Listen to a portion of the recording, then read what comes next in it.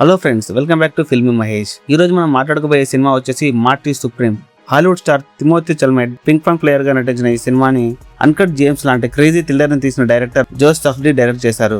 థియేటర్లో రచ్చరేపి ఇప్పుడు ఈ సినిమా అమెజాన్ ప్రైమ్ లో ఓటీటీలో స్ట్రీమింగ్ అవుతుంది. సో ఈ సినిమా మనకు కావాల్సిన కిక్ ఇచ్చిందా, లేక పింక్ పాంగ్ బాల్ లాగా అటు ఇటు తిప్పి తలకాయ నొప్పి తెప్పించిందా? ఎలాంటి సోది లేకుండా పక్కా హానెస్ట్ రివ్యూ చూసేద్దాం. చలో కథ విషయానికి వస్తే, ఇది 1950s కాలం నాటి న్యూయార్క్ బ్యాక్ డ్రాప్ లో జరుగుతుంది.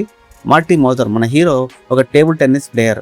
వరల్డ్ ఛాంపియన్ అవ్వాలనేది అతని టార్గెట్. కానీ ఇతను రెగ్యులర్ స్పోర్ట్స్ మూవీ హీరో లాగా కాదు.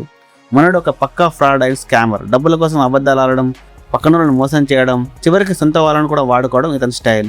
జపనీస్ ప్లేయర్ ఎండోతో ఎలాగైనా రీమ్యాచ్ ఆడాలని మార్టీ వేసే క్రేజీ ప్లాన్స్ ఏంటి? గునెత్ పాల్టో క్యారెక్టర్తో తరపున ఎఫ్ఐఆర్ ఏంటి? ఈ గందరగోళం మధ్యలో అతను ఛాంపియన్ అయ్యాడా లేదా అనేదే ఈ సినిమా కథ. ఇకపోతే ఈ మూవీలో పాజిటివ్స్ విషయానికి వస్తే, తిమోతి చల్మెట్ యాక్టింగ్ పీక్స్ లో ఉంది. ఒక స్వార్థపరుడైన విసుగు తెప్పించే క్యారెక్టర్ లో ఎరగదీశాడు. డైరెక్టర్ జోషి సఫ్డీ టేకింగ్, సినిమాటోగ్రఫీ, అలాగే ఎనర్జెటిక్ బ్యాక్గ్రౌండ్ మ్యూజిక్ సినిమాని ఒక నాన్ స్టాప్ థ్రిల్ రైడ్ లా మారుస్తాయి. గునెత్ పాల్టో స్క్రీన్ ప్రెజెన్స్ కూడా బాగుంది. ఇది ఈ మూవీలోని పాజిటివ్ పాయింట్స్. ఇక నెగిటివ్స్ విషయానికి వస్తే, ఇది రెగ్యులర్ స్పోర్ట్స్ మూవీ కాదు. ఇందులో హీరోకి ట్రైనింగ్ మాంటేజీలు, ఎమోషన్ స్పీచ్లు ఏవీ ఉండవు. హీరో క్యారెక్టర్ చాలా అన్లైకబుల్ గా ఉంటుంది. సెకండ్ హాఫ్ లో కూడా స్క్రీన్ ప్లే కొంచెం లాగ్ అవుతూ, పాయింట్ లేకుండా అటు ఇటు తిరుగుతూ ఉన్నట్టు అనిపిస్తుంది. ఇవి ఈ మూవీలోని నెగిటివ్ పాయింట్స్.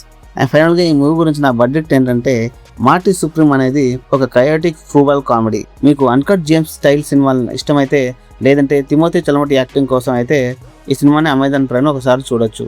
అంతేగాని రెగ్యులర్ స్పోర్ట్స్ డ్రామాలు ఆశించి చూస్తే మాత్రం ఖచ్చితంగా డిసప్పాయింట్ అవుతారు.